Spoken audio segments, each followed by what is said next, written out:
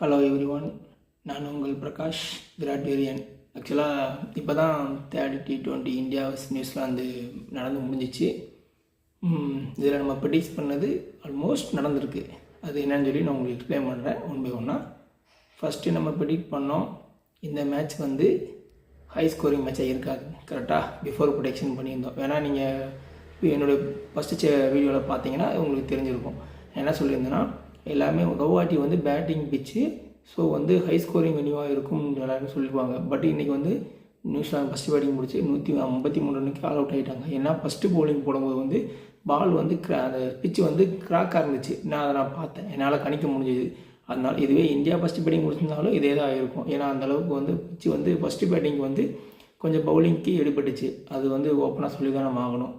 Second batting வந்து கொஞ்சம் due வந்தனால ஈஸியராக ஆயிடுச்சு. ஓகேங்களா ஃபஸ்ட்டு. பட் என்னதான் இருந்தாலும் இந்தியா வந்து சூப்பராக ப்ளே பண்ணாங்க, அதை நம்ம சொல்லியே ஆகணும்.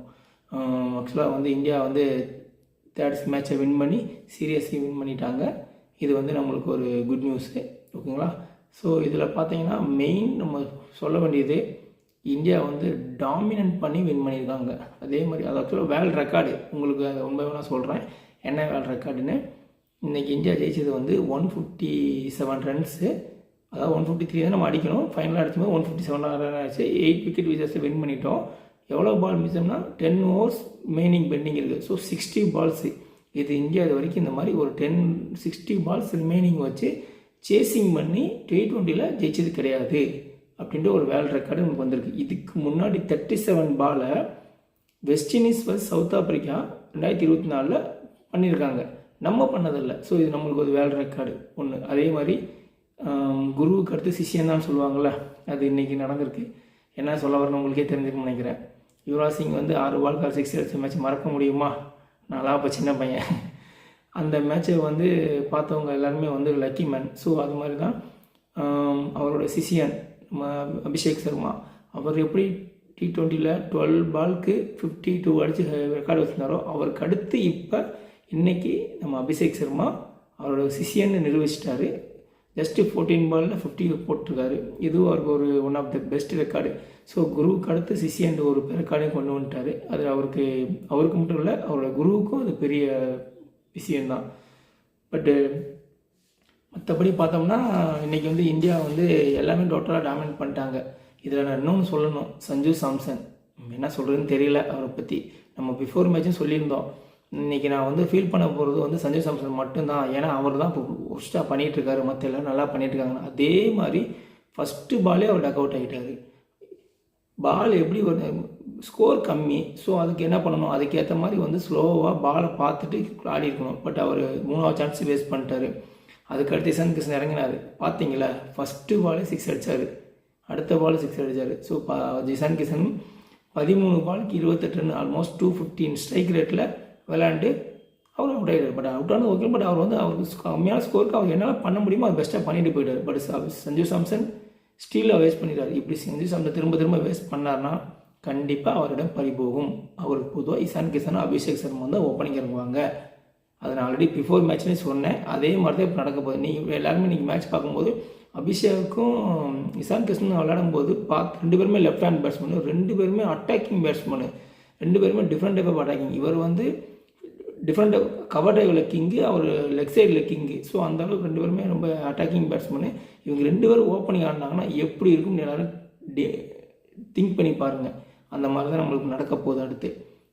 அதுக்கப்புறம் வந்து சூர்யா ஃபஸ்ட் லாஸ்ட்டு 23 மேட்ச்சுக்கு முன்னாடி தான் வந்து அடுத்து 23க்கு அப்புறம் 23 இன்னிங்ஸ்க்கு அப்புறம் தான் லாஸ்ட்டு செகண்ட் T20 150 போட்டாருன்னு சொன்னோம்.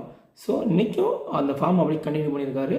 அவரும் வந்து ஒரு 50 க்ளோஸ் பண்ணியிருக்காரு. ஜஸ்ட்டு 26 பாலில் 57 ரன் அடித்து அவரும் வந்து 215 ஸ்ட்ரைக் ரேட்டில் 215 ஸ்ட்ரைக் ரேட்டில் அவரும் நல்லா விளையாண்டுருக்காரு. ஸோ என்ன தான் இருந்தாலும் அபிஷேக் சர்மா இன்றைக்கி என்ன அடிச்சிருக்காருன்னா ஜஸ்ட்டு 20 பாலில் 68 ரன், ஆல்மோஸ்ட் ஸ்ட்ரைக் ரேட் 340. நம்ம 340 ஸ்ட்ரைக் ரேட் யாருக்கு நம்ம அது வரைக்கும் பார்த்துருக்கோம்? ஆண்ட்ரே ரசல் கேள்விப்பட்டிருப்பீங்களே, அவன் தான் அடிப்பான். ஏன்னா அவன் மட்டும்தான் 250 300 ஸ்ட்ரைக் ரேட்டில் ஐபிஎல் அடிப்பான். T20 அடிக்கிறதுன்னு பார்த்தா கிறிஸ் கெயில்னு ஒரு பிளேயர் இருந்தாப்புல, உங்கள் எல்லாருக்கும் தெரிஞ்சிருக்கும், பாதி பேருக்கு தெரிய வாய்ப்பு இல்லை. நீங்கள் சர்ச் பண்ணி பாருங்கள் கிறிஸ் கெயில் யாருன்னு. அவரும் உடம்பு பெருசாக இருக்கும், அவர் 7 அடி ஹைட் இருப்பாப்புல. பட் இந்த பையன் வந்து சின்ன பையன், ஆனால் ஹைட், ஹேண்ட் பவர் அதிகம். ஸோ 340 ஸ்ட்ரைக் ரேட்டில் விளையாடுறதுலாம் இம்பாசிபிள், பட் அவர் பாசிபிள் பண்ணிகிட்ருக்காரு. Anyway good. இதை அப்படியே அவர் கண்டினியூ பண்ணி T20 வேர்ல்டு கப்லேயும் விளையாண்டாருன்னா கப்பு இந்தியாவுக்கு தான். அதில் எந்த ஒரு ஆச்சரியமும் இல்லை. ஆஸ்திரேலியா, இங்கிலாந்து, சவுத் ஆஃப்ரிக்கா அவங்கெல்லாம் வந்து நம்மளுக்கு T20 கொஞ்சம் டாமினன்ஸ் பண்ணிட்டு கொஞ்சம் பயப்படுறாங்க. இதுதான் ஓப்பனாக சொல்லி ஆகணும். ஸோ இவ்வளோ தான் இன்றைக்கி. நம்ம நினச்ச மாதிரி நிலமை முடிஞ்சிச்சு. இந்தியா வின்னு. நியூசிலாந்து வந்து நம்ம சீரியஸ் நம்ம கைப்பற்றிட்டோம். மிச்சம் 2 மேட்ச் இருக்குது. அடுத்த 2 மேட்ச்சில் வந்து இந்தியா வந்து கண்டிப்பாக வந்து டீமை கொஞ்சம் சேஞ்ச் பண்ணி ஏதாவது ட்ரையல் எடுப்பாங்க. இன்றைக்கே சேஞ்ச் பண்ணிட்டாங்க கரெக்டுங்களா? அன்றைக்கி நான் சொன்னேன், இன்றைக்கி பிஃபோர் ப்ரெடிக்ஷன் என்ன சொல்லியிருந்தேன்னா 2 சேஞ்ச் இந்தியாவில் இருக்குன்னு சொன்னேன். அதே மாதிரி 2 சேஞ்ச் நடந்துச்சு. நியூசிலாந்தில் வந்து நான் 2 சேஞ்சஸ் சொன்னேன், பட் அவங்க 1 சேஞ்ச் தான் பண்ணாங்க. மேபி நெக்ஸ்ட் மேட்ச்சில் அவங்க தான் ட்ரை பண்ணுவாங்கன்னு நினைக்கிறேன். அவ்வளோதான், நல்லா இருந்துச்சு. இப்போ நீங்கள் இந்த பிஃபோர் மேட்சையும் பாருங்கள், ஆஃப்டர் மேட்சையும் ப்ரெடிக்ஷன் பாருங்கள். நீங்கள் என்னோடய வீடியோ பார்த்துட்டிங்கன்னா உங்களுக்கே பிடிச்சிருந்துச்சுன்னா லைக் பண்ணுங்கள், சப்ஸ்கிரைப் பண்ணுங்கள். ஓகேங்களா? பிரகாஷ் விராட் வேரியன் சேனலு கண்டினியூஸாக உங்களுக்கு நான் எல்லா மேட்சும் போடுவேன். நாளைக்கு வந்து உமன்ஸ் மேட்ச் எத்தனை பேர் ஃபாலோ பண்ணீங்க தெரியல, பட் நான் ஃபாலோ பண்ணுறேன். எனக்கு ரொம்ப பிடிக்கும் அவங்க மேட்செல்லாம். நாளைக்கு வந்து RCB vs மும்பை இந்தியன்ஸோட உமன்ஸ் மேட்ச் 7 மணிக்கு நடக்குது. 7:30 மேட்ச் ஸ்டார்ட் ஆகும். அதில் ஆல்ரெடி RCB வந்து குவாலிஃபை ஆகிட்டாங்க. மும்பை வந்து கொஞ்சம் விக்கெட்டான சூழ்நிலையில் இருக்காங்க. பட் இருந்தாலும் வந்து அந்த மேட்சை பற்றி நம்ம நாளைக்கு பேசலாம். Okay, good night.